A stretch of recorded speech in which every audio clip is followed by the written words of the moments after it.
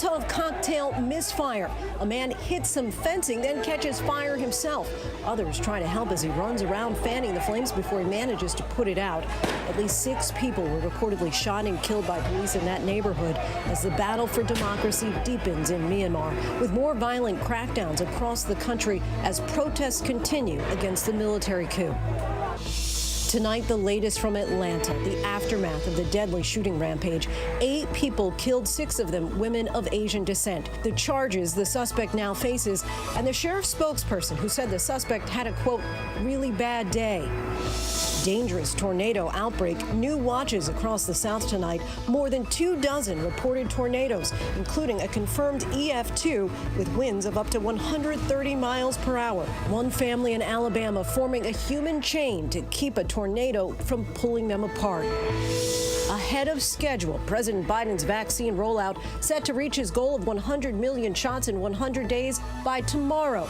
More than 40 million Americans now fully vaccinated as health officials warn of a potential 4th surge and the tense exchange on Capitol Hill. You've been vaccinated and you parade around in 2 masks for show. Well, let me just state for the record that masks are not theater.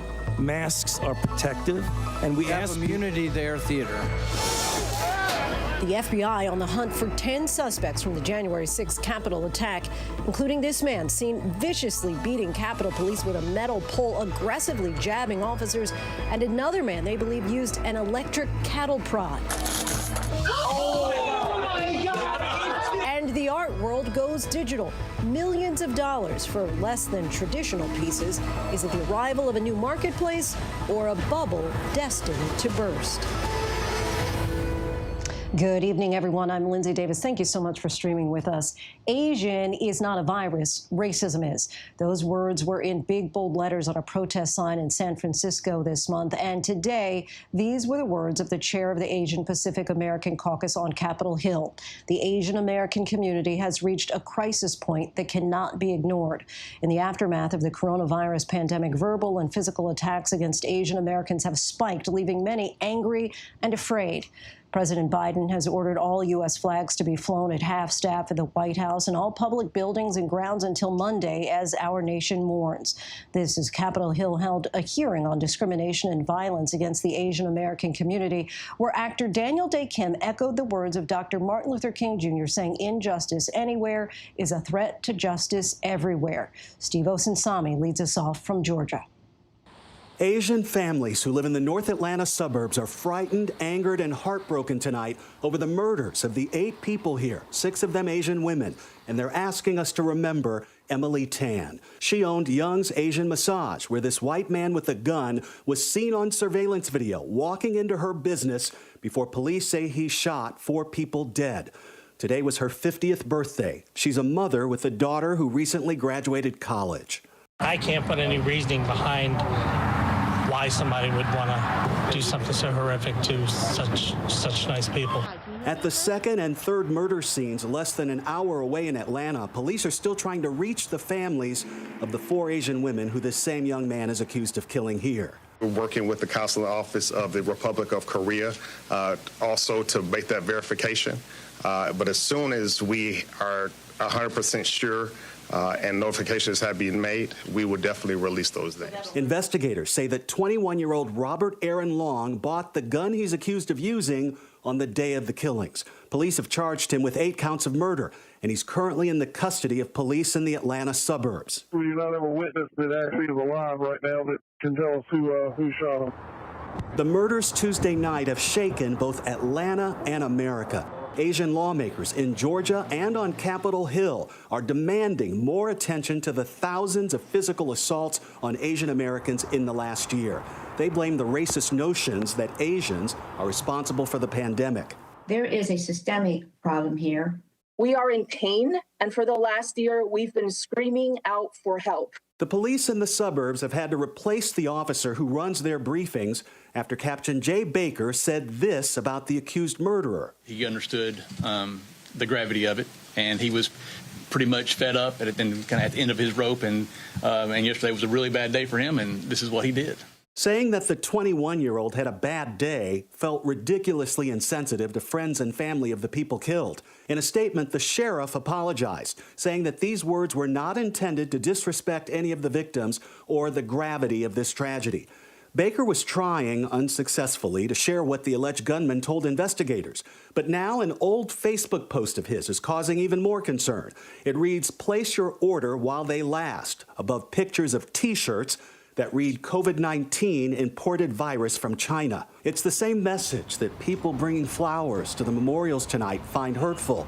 And they're saying the names of Delania Yan and Da Yufeng, who died alongside Emily Tan. Finding power in saying their names. Steve Osunsami joins us now from Atlanta. Steve, in a sign of just how serious the White House is taking the shooting and its fallout, both the president and vice president plan to visit Atlanta tomorrow? That's right, Lindsay. They plan to come to the State House, and they are meeting with the Asian American delegation of lawmakers here, which is its largest ever. They're also meeting with community leaders, and I can tell you that the president and vice president will certainly get an earful of concern. Lindsay? And Steve, we're also learning that it sounds like the suspect may have frequented these spas. That's right. Authorities are telling us that that was the reason why he chose these spots. And just so you can see it behind me, this is one of them, the Gold Spa, where people have laid flowers where some of the victims were killed. And one of them is sort of directly in front of me. They say that he frequented these spots, but they weren't sure whether he was targeting the individuals he killed. That's not quite clear at this point. And of course, investigators are saying that he's telling them that he had a sex addiction, and that's the reason why he came and sort of targeted these places that he used to frequent. But of course, none of this changes the fact that most of his victims were Asian women, and this has frightened people in this community, especially the Asian community, who feels that they are under attack. Right, and many feel that this was racially motivated. Steve Osunsami, our thanks to you. And for more now, we bring in former Atlanta City Council member Alex Wan, who was the first person of Asian descent to ever hold that position. Thank you so much for joining us, Mr. Wan. One of the shooting sites was literally less than a mile away from your house. So figuratively speaking, I'd like to get a sense of just how close to home this all hits for you. Were you seeing this in your community before the week's shooting? And have you ever personally felt targeted? So thank you for having me. I appreciate the opportunity to give voice to this important issue and to hopefully bring some positive out of these tragedies. Yes, the shooting site that happened in Atlanta, the city of Atlanta, is a mile from my house. And when I heard about that, it just really kind of struck a chord. I grew up in Atlanta and have been working in the Asian American community, trying to promote civil rights and cultural awareness all my life, thinking that we were making progress. But an incident like this feels like it pushes us back again to, a time when back in the 70s when we first moved to the city. And I can't say that it surprised me necessarily. I mean, as recently as last fall, I was in North Georgia. My sister and I, she's Chinese as well, we were walking into a store, and at someone walking out, seeing us, started joking with his friend about the Kung flu. And I thought, wow, that's pretty blatant and pretty just obvious. And it just felt like that's the culture and the atmosphere that has been built and accepted in terms of anti-Asian sentiment in the country. So while it was surprising and shocking, in a way it wasn't surprising that it happened. It's really tragic that it's 6 deaths later for us to really heighten the conversation around this. One Atlanta resident was recently quoted saying, "We need the people whom we spend all this time and energy electing to stand up to the racism, not just put out a statement." What do you feel can be done at this point to stand up against this racism? What are some of the solutions that should be proposed and acted on right now? Well, I think, as a former elected official, I mean, my job, I felt like, was to just be very visible and just to make people aware and I don't want to, I mean, comfortable may not be the right word, but just acknowledge that Asians are very active, contributing citizens in our community and in our state, so that, the familiarity and awareness and knowledge helps mitigate racism and racist acts. I think now more than ever, the Asian community needs to stand up, electeds and non-electeds, just to be seen and be heard. I think too long we've been considered the model minority because we've been taught by our parents that immigrated here in the middle of the civil rights movement to be quiet, to work hard, to keep our heads down and be silent. And that time has to stop now. I mean, we have to stand up and be seen and be heard and be acknowledged. And so that would be the one thing I would say is our responsibility. And we have to do that now more than ever. While this kind of violence against Asian Americans has existed in the past, we're certainly seeing a surge now that started last spring early on in the pandemic. And many say that this was incited by former President Trump, who referred to the coronavirus as the China virus, or as you mentioned earlier, the Kung flu. Would you agree with that? Absolutely. I mean, I think there's no question. And it wasn't, I mean, I've been in Georgia all my life, and I've been traveling all over the state. And I did feel for a while there that I, when I go to different parts of the state that wasn't in the metro Atlanta area, that I felt more comfortable that it wasn't a big deal. But that incident in the store with someone blatantly seeing me and my sister bring that up made me realize that no, things had changed and gone in reverse.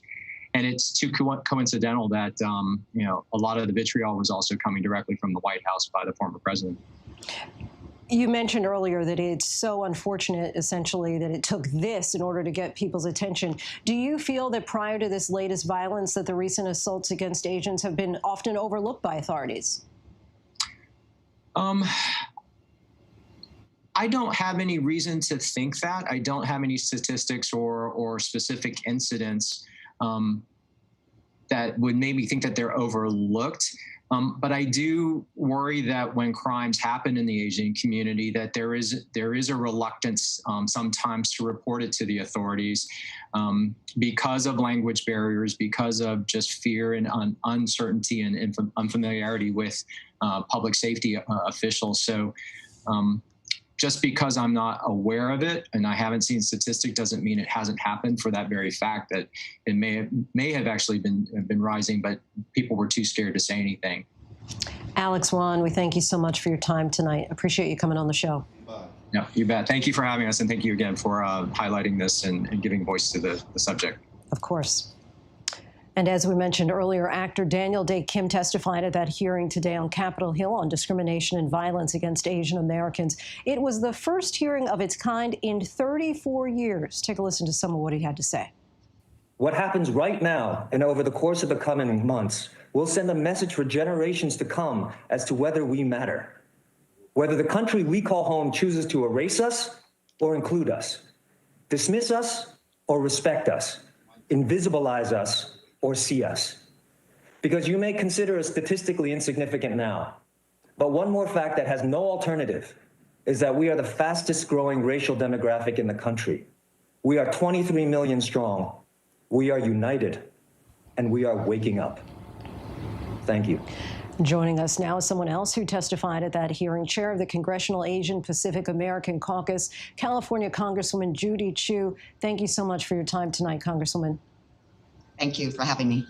In your testimony today, you said that this crisis has reached a point that cannot be ignored and that you've been sounding the alarm for more than a year now. So how would you say that we got here and what needs to happen next?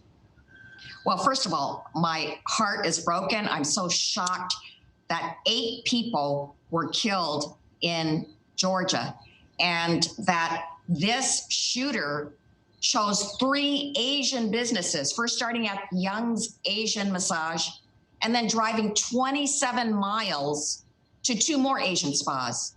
So I would say there was a targeted murder here, and I would say this is a hate crime.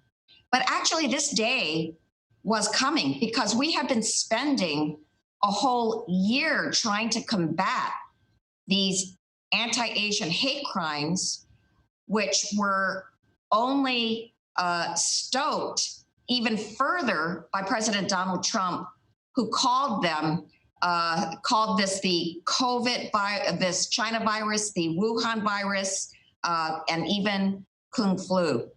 And he did that despite the fact that the CDC and the World Health Organization said, do not use such terms. Instead, use the neutral term COVID-19 because of the stigma that such names could cause to somebody from a particular geographic location or to somebody from a particular ethnicity. Donald Trump instead doubled down and, in fact, got his followers to say it even more. And as a result, we had hate crimes that were horrendous, but that actually really spiked in this last month with a 91-year-old being pushed to the ground and violently in Oakland, Chinatown, an 84-year-old man that was assaulted and murdered in San Francisco, a Filipino older man whose face was slashed from ear to ear in a New York subway. These are horrendous, and what concerns me is that these are the elderly and more vulnerable people, and it culminated in this most horrific act that took place on Tuesday. And you talk about hate crimes. Currently, 3 states, Wyoming, Arkansas, and South Carolina, and 4 U.S. territories remain without hate crime laws, and 18 other states did not require data collection on hate crimes. Do you think that Congress can get involved to change this? And if not, what meaningful legislation could actually help Asian Americans feel safer no matter where they live? Well, this is actually what we've been pursuing this past year. The No Hate Act would vastly improve the hate crime reporting in all the states by implementing a new hate crime reporting system, actually a crime reporting system, but a system that has been slow to be implemented. And it would also provide resources for local law enforcement to actually have a viable hate crime program where they can do training of the officers. And it would provide funds for state hotlines so that the community can report on these hate crimes and feel comfortable doing so, and also perhaps have these in different languages. So there are so many things that we can do. This No Hate Act actually passed out of the HEROES Act, out of the floor twice. But we need to get it the whole way through so that it gets signed into law, and then we can have consistent reporting across all 50 states. From the halls of Congress to the streets of America, as you heard there today, Daniel Day Kim said the 23 million strong are united and waking up. Why do you think in the past some Asian Americans across all walks of life may have been reluctant to speak up about verbal attacks that they've endured? And do you feel like that's changing? It is changing, but I do have to say that Asian Americans have asked me, oh, is it safe to report? Will it be confidential? They were very fearful. Of course, they were traumatized by the act itself, but then they didn't want to be further traumatized by reporting and then getting investigated or being harmed themselves. So one of my missions is to make sure that the Asian American community feels safe in reporting to these websites like Stop AAPI Hate, that they know that it's a very safe thing to do. Actually, I urge them to do it because I think they will feel less isolated and that they have resources, that there are people that they can talk to with regard to something that traumatized them so dearly. And lastly, you are the first Chinese American woman to serve in Congress. And as a young student in college, you enrolled in a new Asian studies course, and you've said that it was like a light went off in your head, inspiring you to get involved. You've now been in Congress for 12 years fighting for what you believe in. What's your message tonight for someone who may be losing hope, someone who's concerned about all of the hate and the pain? I am actually so encouraged by the level of activism that we've seen in the Asian American community, and also the level of support that we've gotten by allies, by people who want to do something about this. And in fact, in Oakland and in New York, there have been groups that have formed to protect the elderly as they're walking around on the sidewalk. And there have been multi-ethnic rallies in different cities to say, we stand united against anti-Asian hate crimes and incidents. What it takes is organization. It takes advocacy. It takes being out there. So we're actually also calling for a national day to speak out against Asian hate on March 26, because we want to show that we are united in fighting against Asian hate crimes. And we want to show that this is all across the United States, in all 50 states. So perhaps March 26 will be that day. Representative Judy Chu, we thank you so much for your time tonight. Thank you so much. And turning now to the severe weather after violent storms slammed the South. This incredible drone video of the fiercest of them, a massive EF2 in Chilton County, Alabama, winds peaking at 130 miles an hour. Our Rob Marciano has the forecast, but first he brings us this report.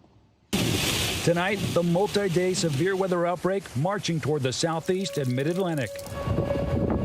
At least 30 tornadoes reported across 7 states, including this one in Choctaw County, Alabama on Wednesday. Outside Tuscaloosa, watch as the roof of this building is ripped off, then gets caught in power lines.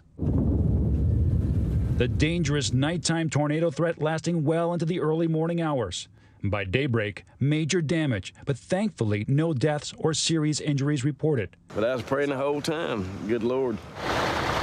Our Victor Arkendo in Chilton County, Alabama, with one family that's lucky to be alive. My sister that lived here came over there, pulled up to the basement, blowing the horn. She got out of the car and the tornado, it was pulling her away.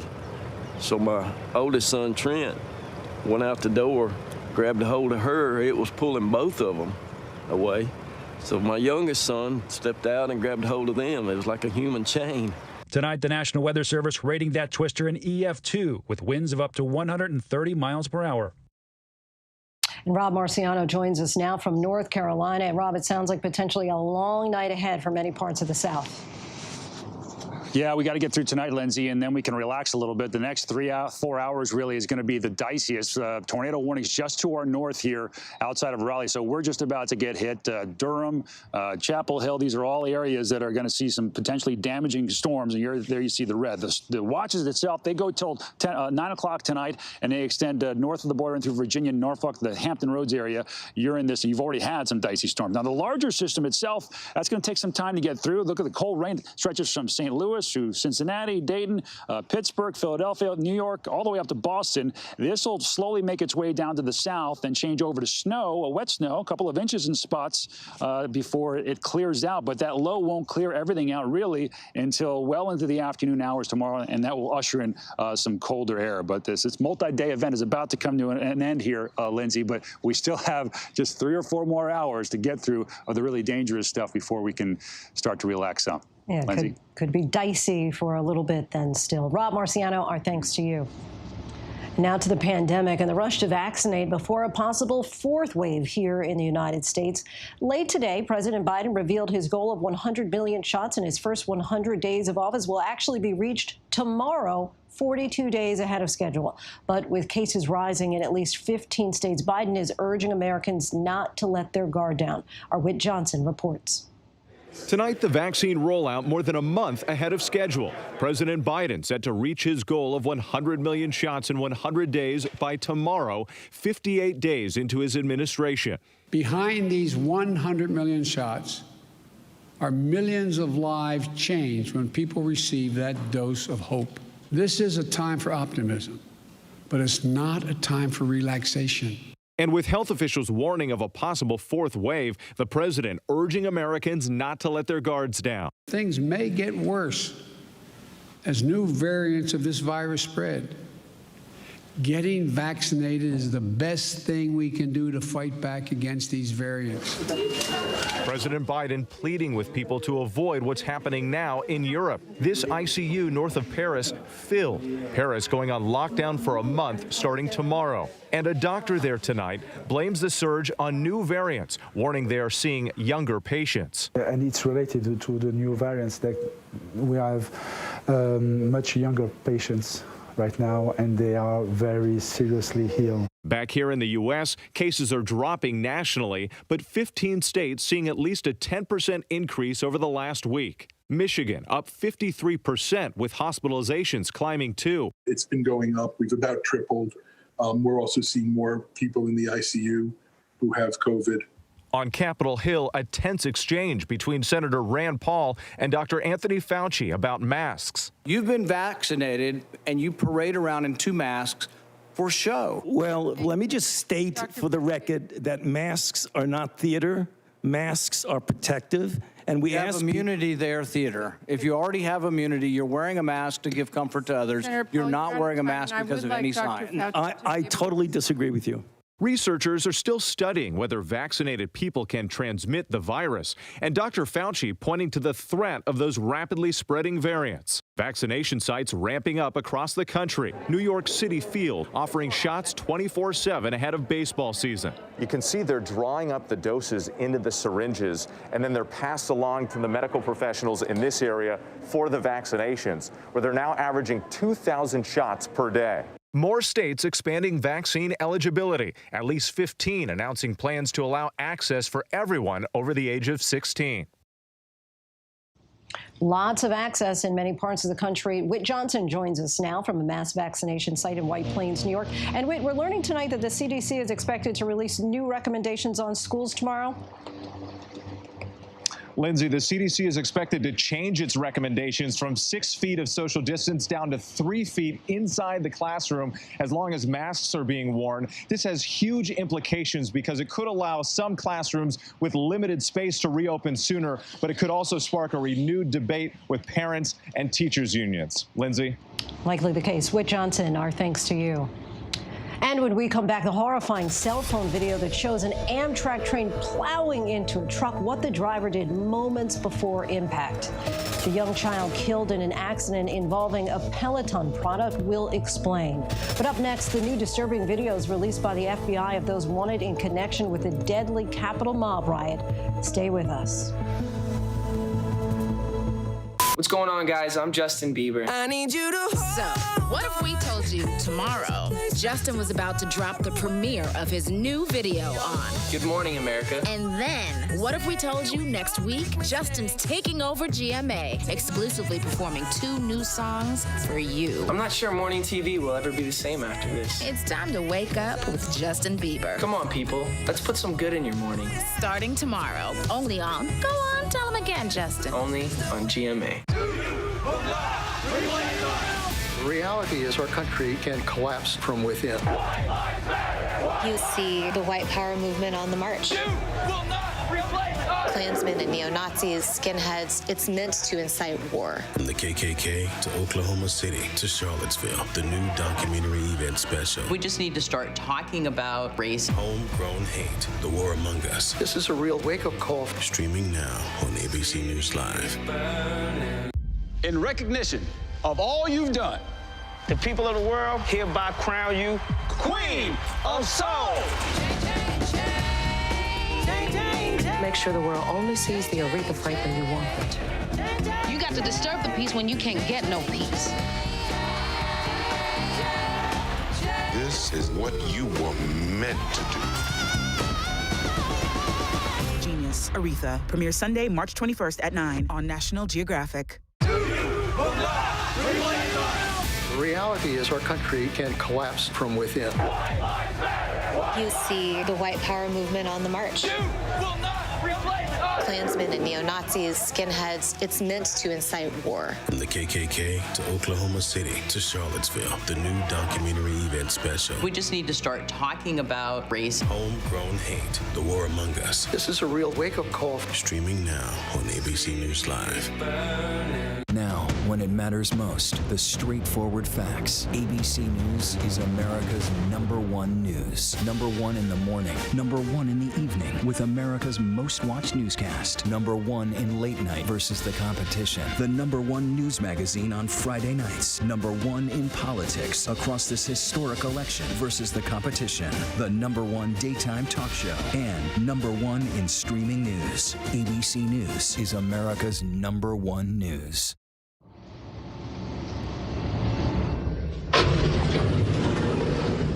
Just horrifying video of that Amtrak train barreling right into a truck.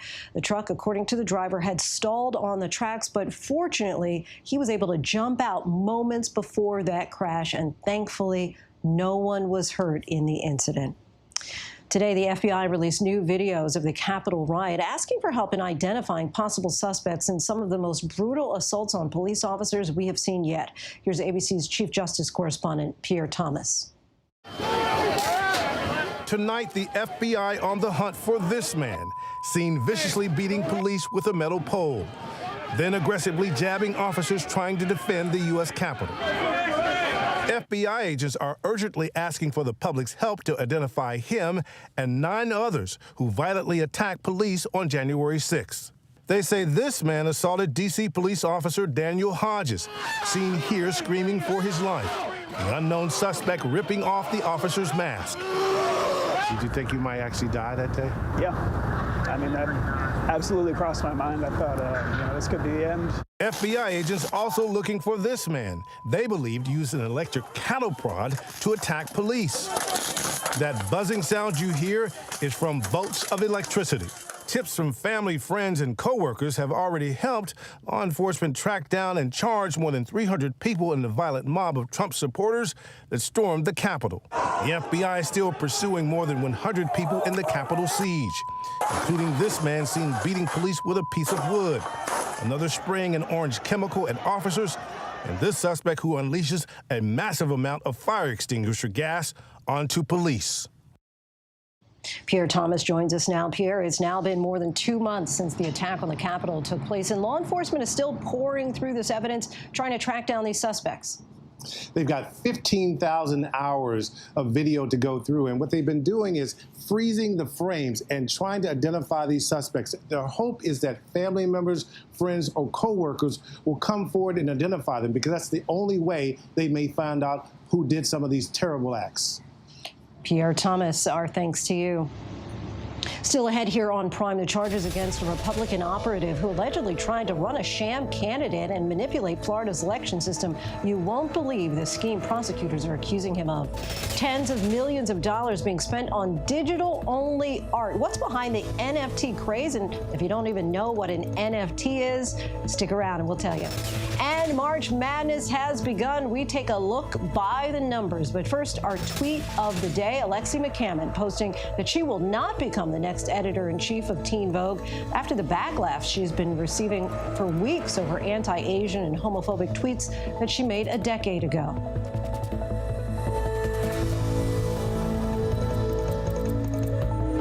I know what happened, and I'm not guilty. Why the fascination with criminal trials?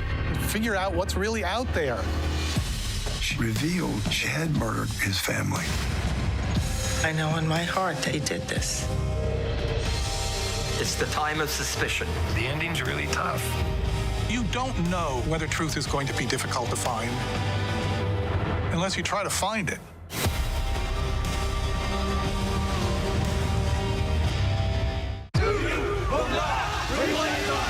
The reality is our country can collapse from within. You see the white power movement on the march.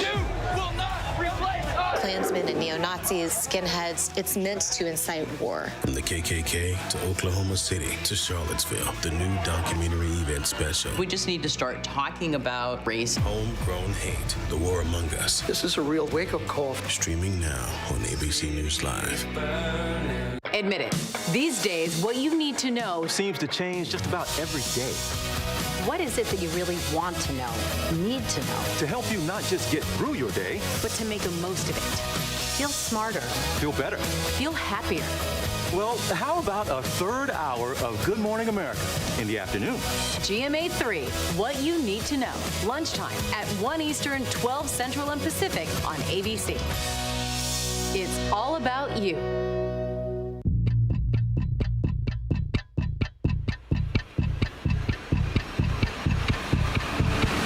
24 hours. Assault on the Capitol. The ABC News original. Exclusively on Hulu. Now streaming. With so much at stake, so much on the line, more Americans turn here than any other newscast. ABC News World News Tonight with David Muir. We have made it through another week together. America's #1 most watched newscast across all of television. The world may feel out of your control, but your happiness doesn't have to be. Learn the secrets to happiness. Listen to the 10% Happier podcast podcast, free on Apple Podcasts.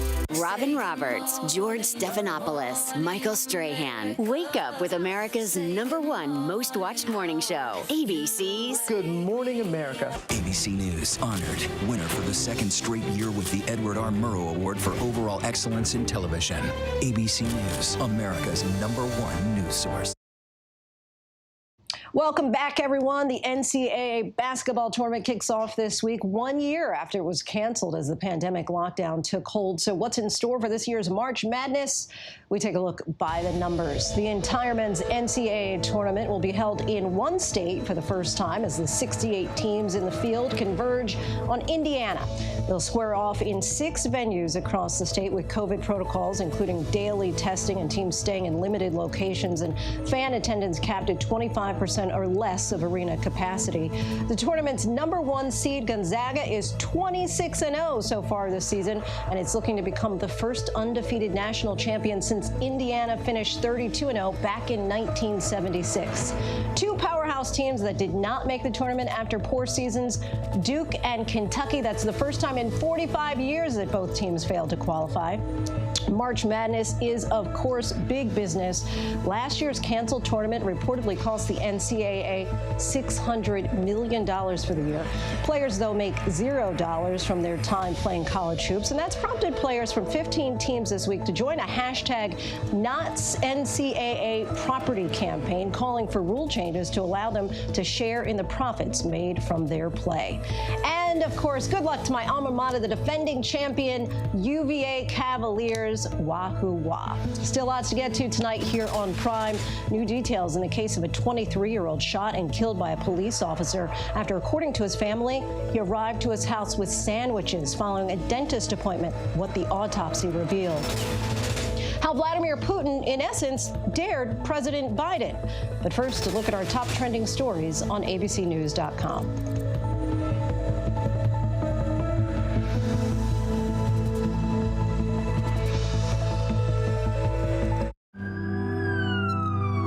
Guide you through it all tonight.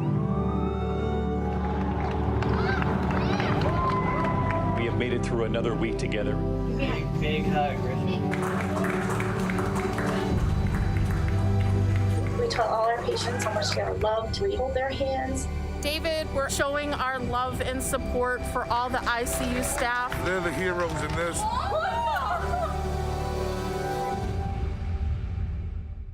Now, when it matters most, the straightforward facts. ABC News is America's #1 news. #1 in the morning, #1 in the evening, with America's most watched newscast. #1 in late night versus the competition. The #1 news magazine on Friday nights. #1 in politics across this historic election versus the competition. The #1 daytime talk show. And #1 in streaming news. ABC News is America's #1 news. The world may feel out of your control, but your happiness doesn't have to be. Learn the secrets to happiness. Listen to the 10% Happier podcast, free on Apple Podcasts.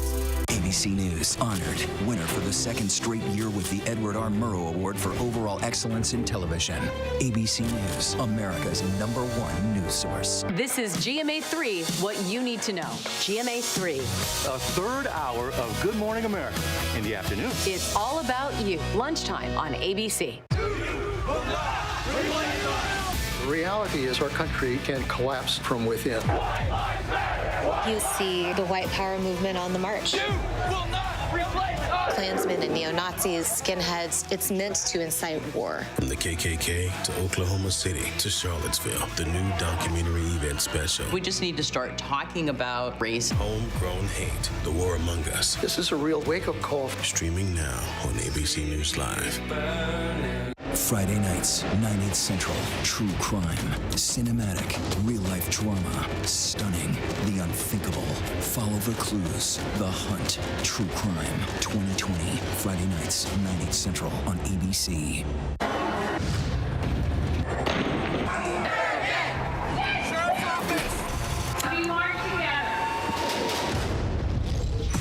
The most powerful stories of our time, anytime. Nightline.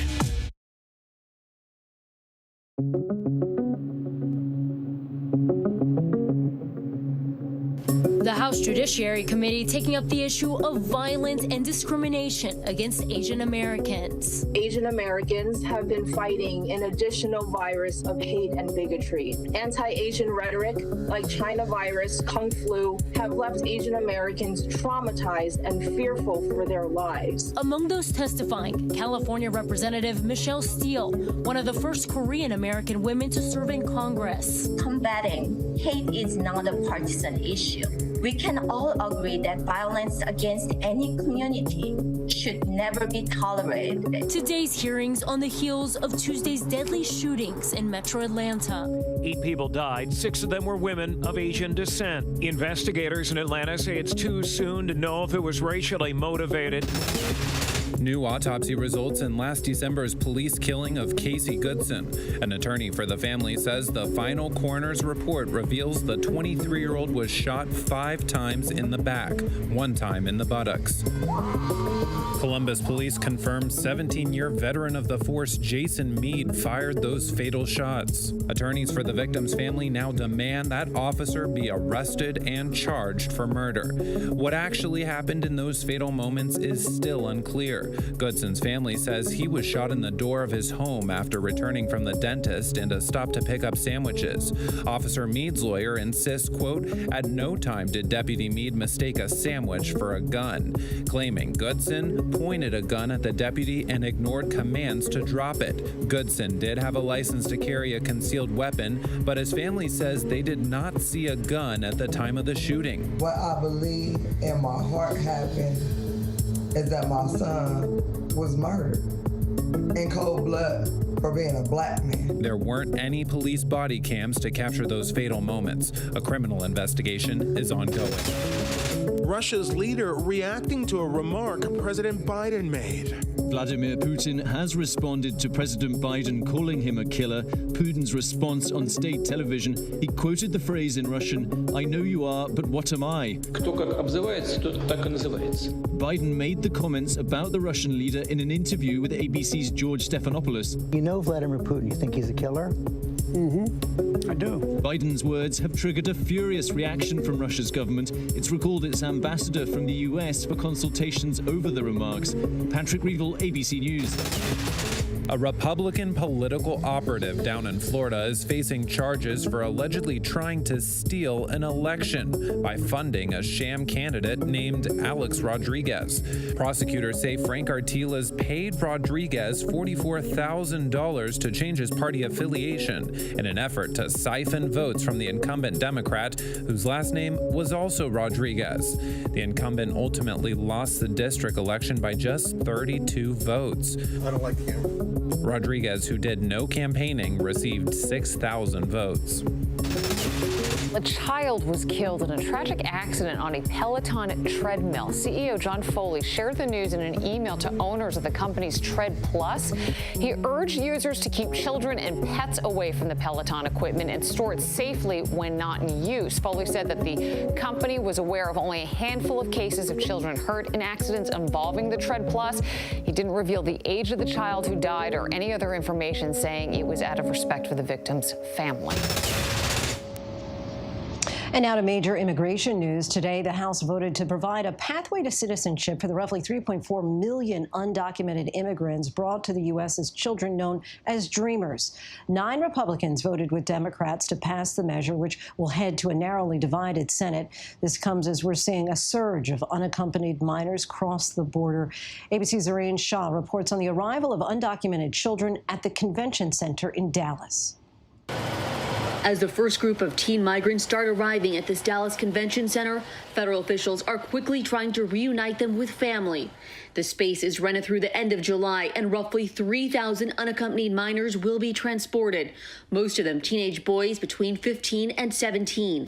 President Biden dissuading more migrants from making the journey in an interview with ABC News' George Stephanopoulos. Yes, I can say quite clearly, don't come.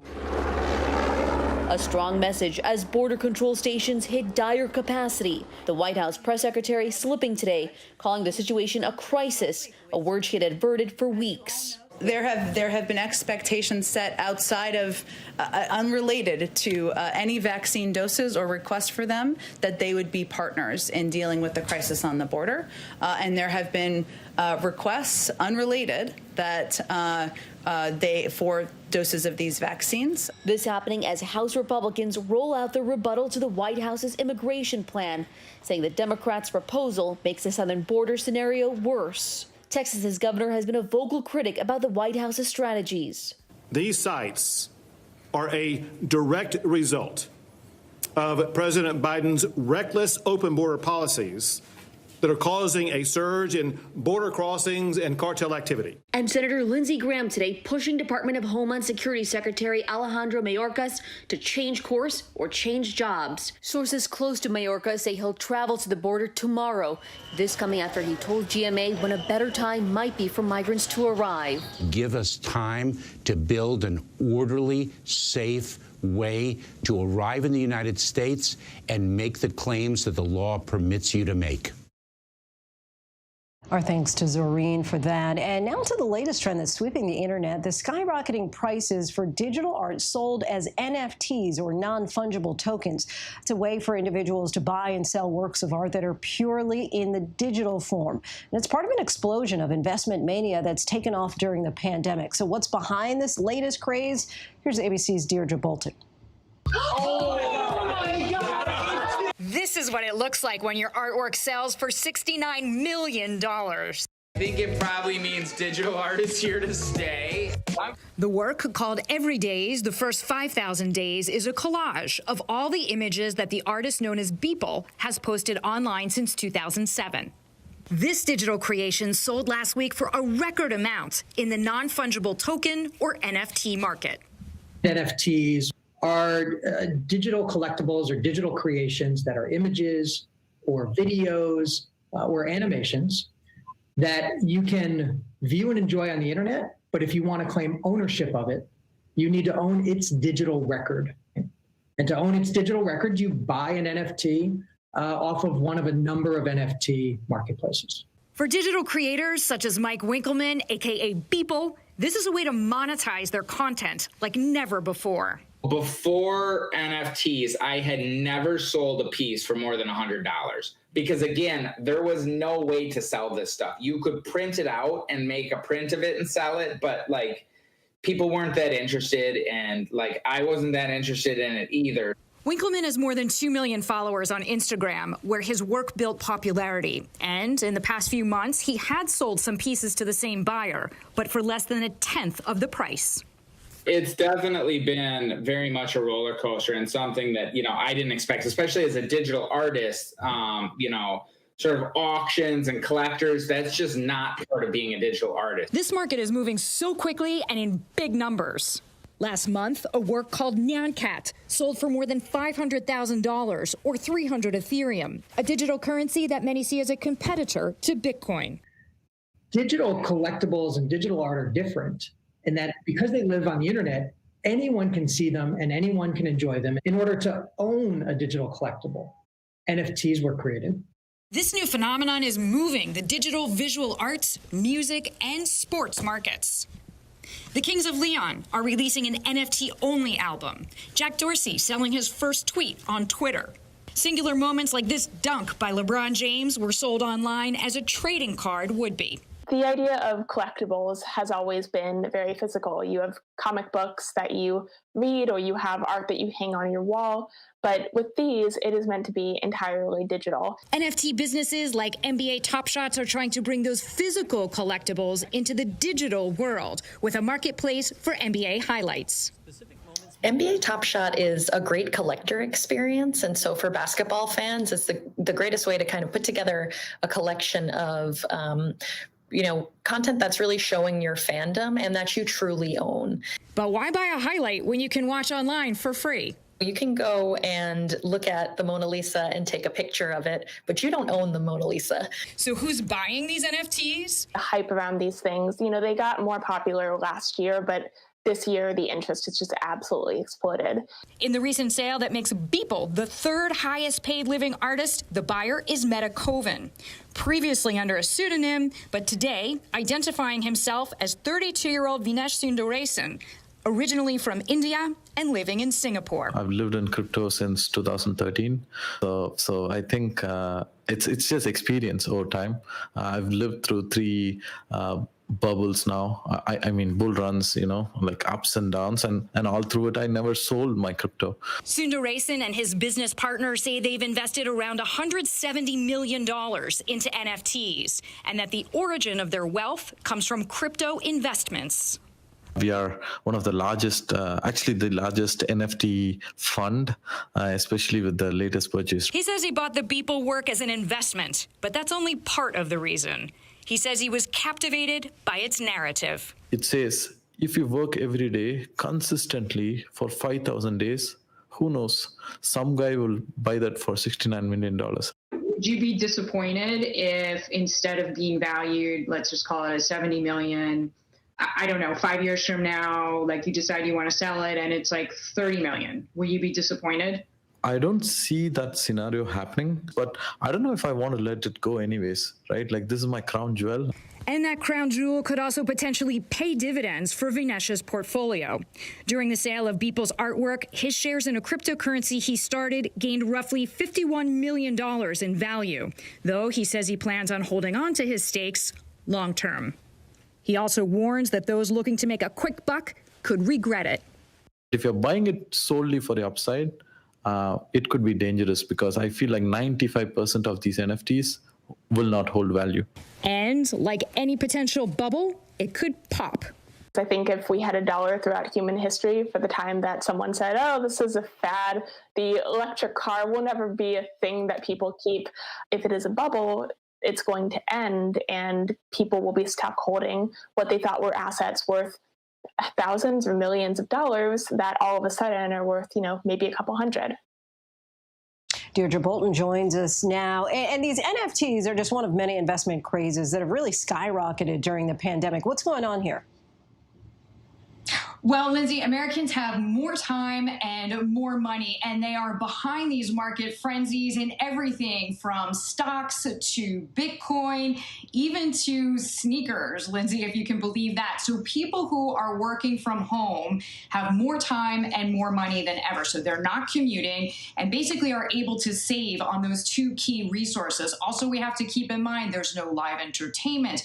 There is no travel. So people who are lucky enough to have this choice to be at home really have more resources than ever.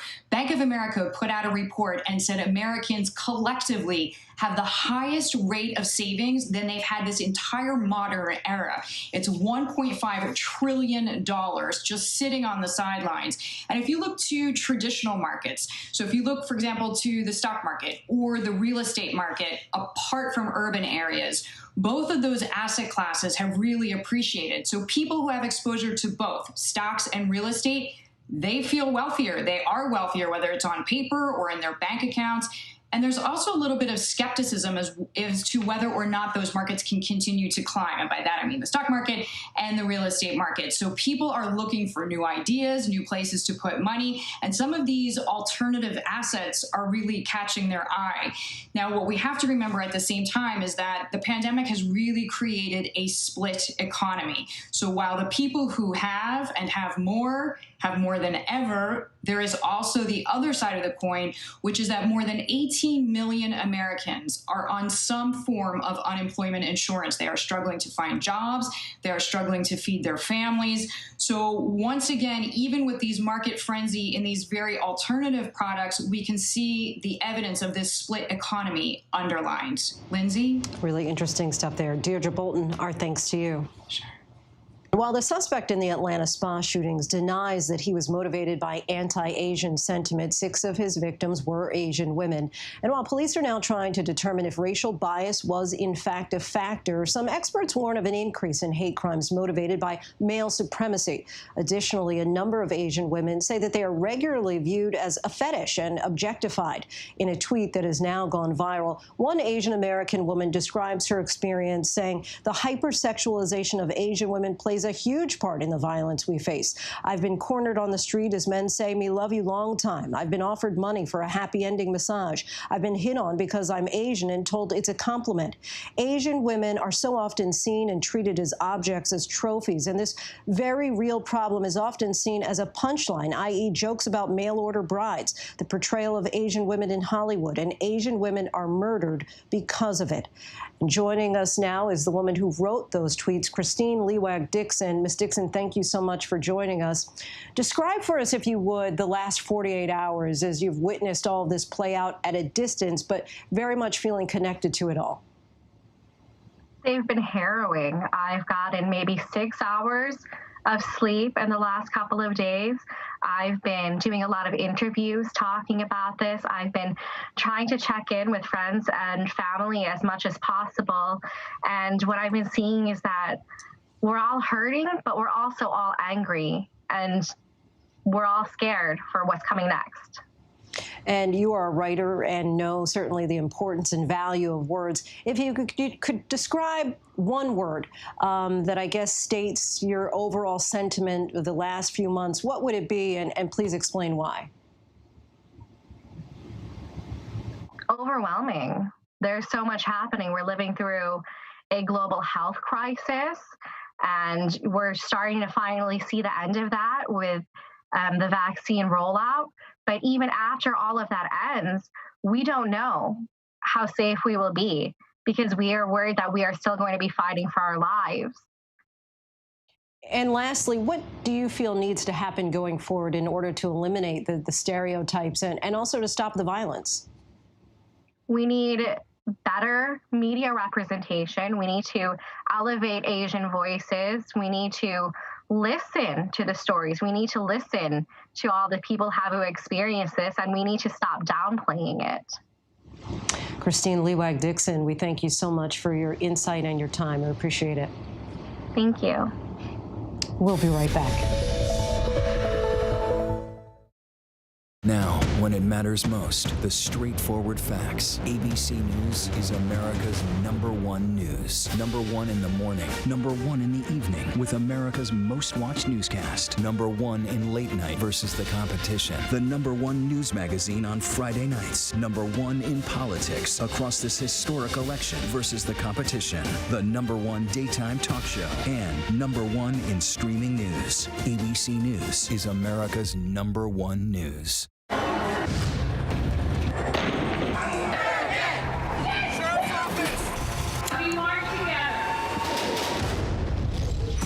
The most powerful stories of our time, anytime. Nightline.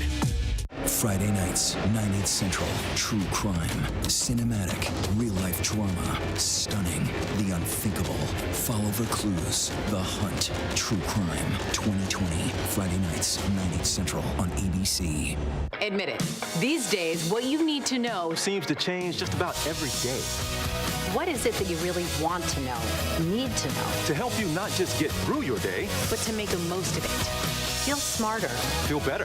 Feel happier. Well, how about a third hour of Good Morning America in the afternoon? GMA 3, what you need to know. Lunchtime at 1 Eastern, 12 Central and Pacific on ABC. It's all about you. I know what happened, and I'm not guilty. Why the fascination with criminal trials? Figure out what's really out there. She revealed she had murdered his family. I know in my heart they did this. It's the time of suspicion. The ending's really tough. You don't know whether truth is going to be difficult to find unless you try to find it.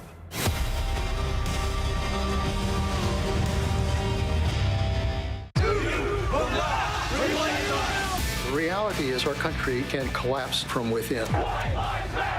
You see the white power movement on the march.